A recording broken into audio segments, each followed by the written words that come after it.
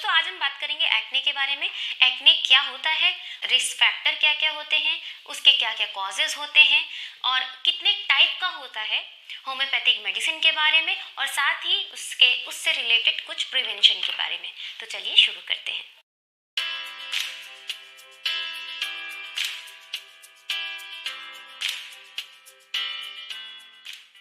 Acne acne क्या होता है दोस्तों? एक्ने एक इन्फ्लेमेटरी डिजीज है।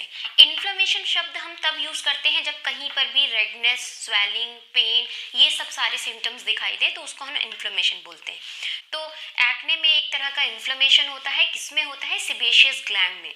सेबेशियस ग्लैंड हमारे बॉडी में पाई जाती है दोस्तों। इस इन्फ्लेमेशन की वजह से ही हमें पिंपल और एक्ने आते हैं। अब एक्ने कहाँ कहाँ हो सकते हैं? हमारे फेस पे, हमारे गले पे, शोल्डर पे, बैक पे, फोर आर्म्स पे, कहीं पे भी ये इन इन एरियाज में निकल सकते हैं। अब होता कैसे है ये पिंपल? ड्यूरिंग प्यूबर्टी हमारे बॉडी में हार्मोन सिक्रेशंस होना शुरू होते हैं। इन हार्मोन्स के वजह से जो सेबेशियस ग्लैंड होती है उनका एक्टिवेशन होने के कारण ऑयल सिक्रेशन बहुत बढ़ जाता है। जो ऑयल सिक्रेशन होता है उसको हम सीबम बोलते हैं। सीबम कुछ स्किन सेल्स के साथ मिलके, और जब ये इतना ज़्यादा अमाउंट में हो जाता है कि जो सेबेशियस ग्लैंड है उसकी ओपनिंग को ही ब्लॉक कर दे, तब वहाँ पर धीरे धीरे कि पूरी तरह से ग्लैंड की ओपनिंग, जो उसका माउथ है वो टोटली ब्लॉक हो चुका है, तो वहाँ पे इन्फेक्शन होने लगता है। एक तरह का बैक्टीरिया मिलता है, इसे पैपियोनी बैक्टीरियम बोलते हैं। ये बैक्टीरिया दोस्तों जो आप बोलेंगे इन्फ्लेमेशन में या इन्फेक्शन कॉज करने में हेल्पफुल होता है हमारे इस सेबेशियस ग्लैंड में जहाँ इन्फ्लेमेशन है। तो जब इन्फ्लेमेशन हो गया तो अब जब क्लॉगिंग के बाद जब वो बस्ट करता है, जो वो ब्रेक आउट होता है, उसको ही हम पिंपल कहते हैं। ठीक है, तो आपको ये समझ में आ गया होगा कि ओवरऑल कि हाँ कैसे पिंपल बनता है। अगर हम रिस्क फैक्टर की बात करें, रिस्क फैक्टर से पहले मैं ये बोलूँगी कि लगभग ये बहुत ही कॉमन, बहुत ही आम बीमारी है। हर चार लोगों में से 3 लोगों में ये देखने को मिलती है 11 साल से लेकर 30 साल की उम्र तक में।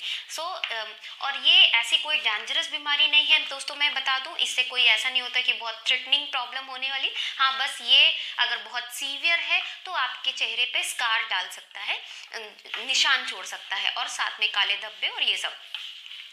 अगर अब हम बात करते हैं रिस्क फैक्टर की। रिस्क फैक्टर क्या होता है? रिस्क फैक्टर मीन्स किन में ये चीज़ें ज़्यादा देखने को मिलती हैं। ठीक है, तो रिस्क फैक्टर में पॉइंट्स हैं, जेनेटिक हो गया, मेंस्ट्रुअल साइकिल हो गया, स्ट्रेस हो गया, आप बोल रहे हैं हॉट क्लाइमेट हो गया, ऑयली स्किन, बहुत ज़्यादा ऑयल जो खुद ही बहुत एक्सेसिव ऑयल सिक्रेशन करती है।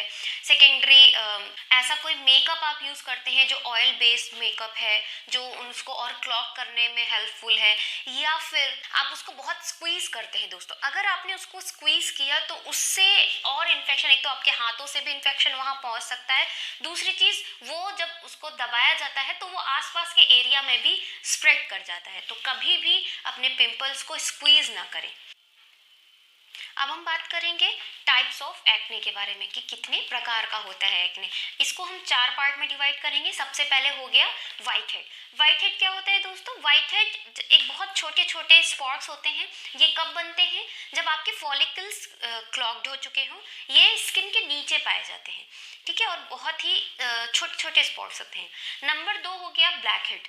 ब्लैक हेड क्या है? ये भी ब्लैक कलर के स्पॉट्स होते हैं, और ये तब बनते हैं जब वाइट स्पॉट आपकी स्किन सरफेस पे आ चुके हैं, और जब वो एयर कांटेक्ट में आते हैं तो वो ब्लैकिश कलर के हो जाते हैं। Number 3 pimples. पिंपल्स एक रेड सॉलन बम्पी स्ट्रक्चर है। ये कब बनता है? जब क्लॉग्ड फॉलिकल की जो वॉल्स हैं वो ब्रेकआउट होना शुरू होती है। कहाँ? स्किन सरफेस के पास, तब पिंपल बनता है दोस्तों। Number 4 is deep cyst. Deep cyst क्या है कि जब अब उसी पिंपल में, या अब बोले जो ब्रेकआउट हुआ था उसमें ही अब पस बनना शुरू हो गया हो, और वो पस जो आपकी स्किन सरफेस है उसमें और डीपर होता चला जाए, देन हम उसको बोलेंगे डीप सिस्ट। तो ये 4 प्रकार के हो गए दोस्तों: white head, black head, pimples and deep cyst.